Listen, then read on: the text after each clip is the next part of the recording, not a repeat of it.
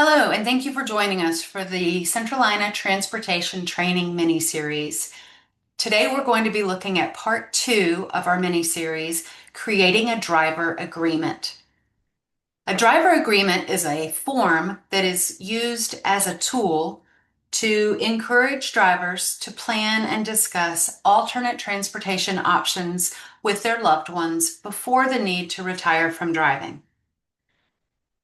The driver planning agreement acknowledges that the driver knows they may become unable to drive in the future and identifies a trusted designee to help address this challenging issue and explore other driving options or transportation options. And the driver planning agreement also prioritizes safety and the importance of continued mobility on the part of the older adult.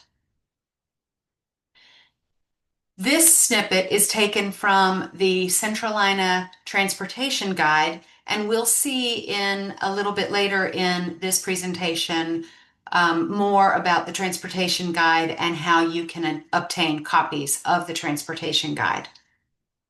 But first, let's talk about why we might need a driving agreement. We know that many different issues can affect our ability to drive.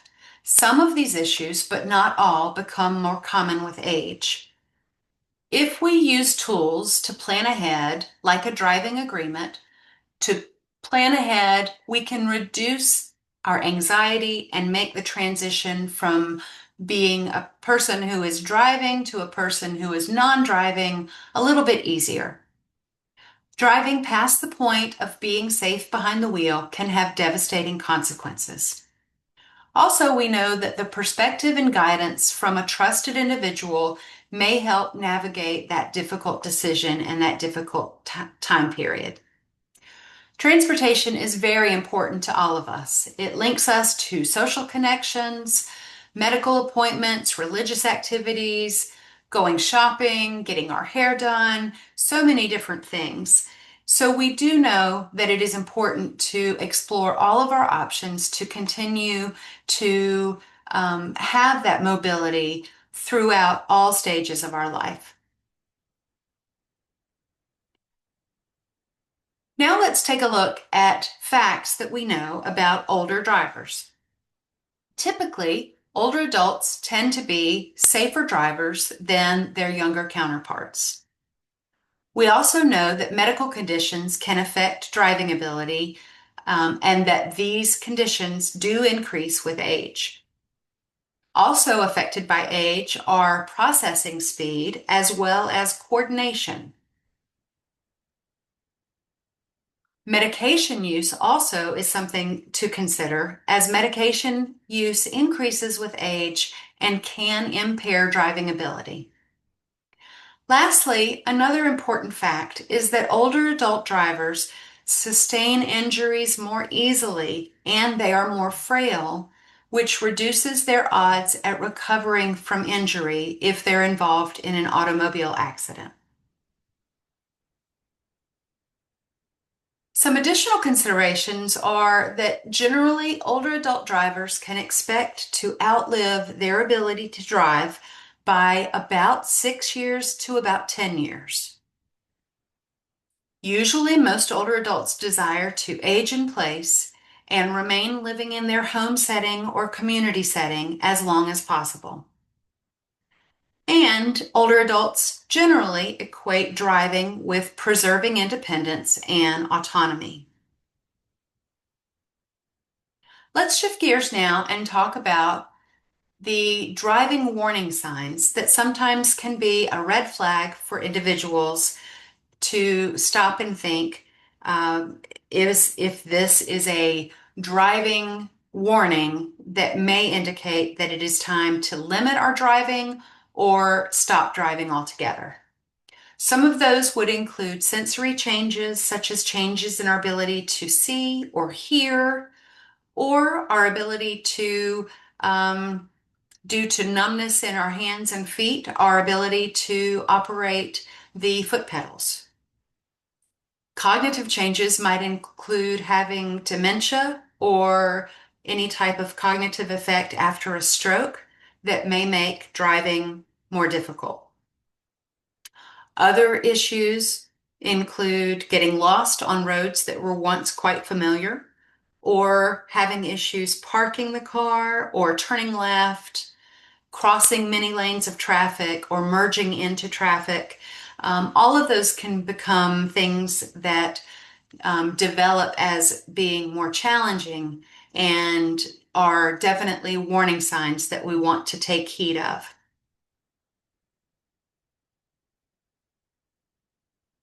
We also have to take time to look at potential consequences of what happens when we ignore those warning signs.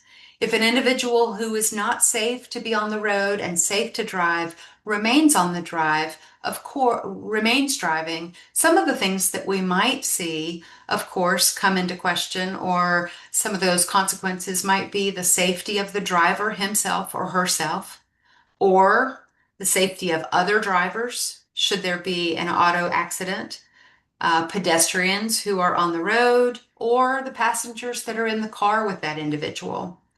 We also want to stop and think about the liability behind a potential lawsuit that could happen if someone was sued after causing an accident, after having those warning signs, or being told by a family, friend, or loved one, or even a physician that they really were not safe to drive any longer. And lastly, and this one shouldn't be understated either, is the emotional toll that may result if someone was to harm another individual through an automobile accident. Some additional facts that we know from the Centers for Disease Control include that each day 25 older adults are killed in automobile accidents and over 740 are injured in crashes. We also know that drivers have higher crash death rates than their middle-aged counterparts do. And so, for all of these reasons, we want to be sure that we're taking those safety steps that can help adults who are of all ages, especially older adults, staying safe on the road. When we talk about having that important conversation, that conversation about giving up the keys or retiring from driving, it's important to know that people are coming to the conversation with very um, difficult and challenging emotions. Family and friends may be approaching that conversation with dread because they don't know how to start that conversation. They're worried that by starting a conversation about taking away the keys or insisting that someone stop driving, that it may ruin the relationship or destroy the trust between the individual and the older adult. They may be concerned about having to drive their loved one around if they stop driving and think, I just don't have time to do that, so I'm going to let mom keep driving even though I know she's not safe. Or I'm really worried that dad might hurt someone if he doesn't stop driving. The older adult driver, on the other hand, may be concerned about some different things, including I'm going to lose my independence if I give up driving, or I'll be a burden to my family and my friends, or the thought that paying for transportation is expensive and I don't have the extra funds to do that. Or that dread and worry, I've already had some close calls on the road and I may not be the safest driver that I once was, but I'm not ready to give up the keys quite yet. And these are two very different points of view about this complex topic, but that conversation is very important to get started on thinking through what are the options and when do we need to take a step back and either limit or stop driving altogether. But what if there was a different way, a way that might not cause quite so much anxiety or worry or potential anger with the older adult? So here are two scenarios that I'm going to share with you. I would encourage you, if you are delivering this training to a group of individuals, to have someone read alongside you to deliver this as a scenario, and then deliver the second one, read the second scenario as well, and then have your group discuss how those two conversations went. So I'm going to start as the adult daughter talking with the mom about driving. Mom, that sure was a close call today when you pulled out on the road and that truck driver honked at you and yelled at you. Has that happened before? Not exactly, but the cars on that road go so fast. I do get nervous turning left there. So the daughter says, I agree. I don't like that road either. And some drivers are so aggressive. I believe it might be time to start limiting your driving for your own safety. And the mom replies, You think I should stop driving? The daughter says, Well, with your response time being slower when it comes to driving, it would likely be best to stop. I can always help transport you to medical appointments or going to the grocery store. And the mom says, And give up my independence to do anything else? I wouldn't be able to see my friends while you're at work, and you would have to request time off from work just to chauffeur me around. It's not a sustainable solution. I don't think so. I'm not going to give up my keys. And the daughter responds, If you don't stop driving now, you could end up hurting yourself or others. I am taking your keys for your safety and the sake of my own sanity. And the mom responds, Get out of my house. I don't want to see you or talk to you for a while. So that's scenario one. Let's look at scenario two and the difference. This one starts the same way. Mom, that sure was a close call today when you pulled out on the road and that truck driver honked and yelled at you. Has that happened before? Not exactly, but the cars on the road go so fast. I do get nervous turning left there. I agree. I don't like that road either. And some drivers are so aggressive. Do you remember a few years back when we wrote up your driver agreement form and you asked me to be the one to talk with you if I started seeing signs that your driving skills might not be as sharp as they once were? And the mom responds, I do. You suggested it when I drew up my living will. Why? You think I need to stop driving? And the daughter responds, Well, I just wondered if you thought it might be time to start limiting your driving and exploring some other alternatives. And the mom responds, my friend Helen gave up driving, and now she uses a service to deliver her groceries. I think she even gets rides to go places. She says it's not all that bad. The daughter says, Is that so? Well, we could look at those services to get you comfortable with them before you need them. I think it would be great to have groceries delivered when it's raining or cold. I don't want to push this too early, but I do want you to be safe. In that agreement, I promised we would explore every alternative before having you stop driving. Should we talk to your doctor and maybe schedule an eye doctor appointment also, maybe as a starting point? And the mom responds, I suppose so. I certainly don't want to cause an accident or hurt someone.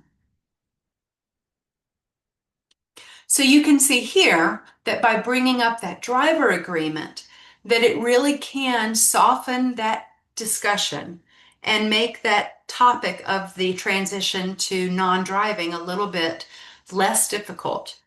And it reminds, talking about the agreement also reminds both individuals that they share the same goals, of course, safety and mobility. And it also revisits the idea that the trusted individual was chosen for a reason. The mom in this case chose her daughter because she knew that the daughter would have her best interests at heart. It also provides a reminder to approach retiring from driving as a last resort after all other alternatives have been exhausted. And in this scenario, I really like that the daughter adds there are some things we could do to get you comfortable before you need them, such as starting to do grocery delivery or doing rideshare or getting rides to places. So it definitely does paint a picture for how that conversation could go a lot easier if it has been something that's been discussed before and that the um, driver agreement is in place to refer back to. This is again a copy of that driver agreement, and I wanted just to circle back and point out that this is located in the Centralina Transportation Guide, and this is just one of many features that you'll see in the guide. I have a copy, I believe, on the next slide of what this transportation guide looks like, but this is, of course, the driver planning agreement. And this is what the front cover of the transportation guide looks like. And you'll see on there, it talks about how it's providing information about services for transportation for individuals who live in the 9 counties that Centralina serves, as well as 2 additional counties in South Carolina that touch Mecklenburg County. As kind of our central area. So it includes both Lancaster and York counties on the other side of the state border. The transportation guide is designed to provide those resources for individuals who are seeking transportation alternatives, whether they are older adults or individuals with disabilities. It also provides a resource for professionals, older adults, and their caregivers. The guide is available both online and in hard copy, and you can request copies at no charge from the Centralina office. And lastly, the guide is available in both English and Spanish. So please remember that this is a resource that could be used for you, or if you work for older adults, could also be shared with the older adults that you serve. And lastly, as we conclude our time together today, here are a few last takeaways that we just want to circle back on. We want to be sure that we remember that most individuals will experience a temporary period or a longer period during their lifetime in which driving is not a safe alternative, and that it's important to have a driving plan in place for that period of time when possible. Using a driver agreement is one of many tools that someone can use to help make that plan and put that plan in place. And it does increase someone's peace of mind, and it can make that transition smoother and prevent crisis when the time comes. And lastly, there are resources to help maximize our independence and maintain the quality of life as much as possible after retiring from driving.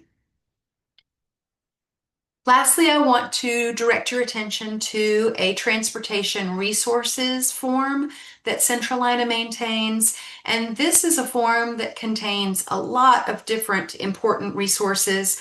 Whether you're seeking a handout to share with your loved one about vision loss and driving, or if you are working with older adults and you want to provide some information about dementia and driving safety, or watch a video. We have driving assessments, videos, handouts, different classes that are provided that someone can use to brush up on their skills driving. So there's a variety of different things that can be used there. And that is a reference page that links you directly to our website so that you can have those resources at your fingertips as well. So in closing, I hope this has been helpful for you. And here is my name and contact information, as well as my counterpart, Amanda Dawson. And you can reach out to us with additional questions should you need to. And finally, thank you for joining us today, and we look forward to seeing you next time. Thanks so much.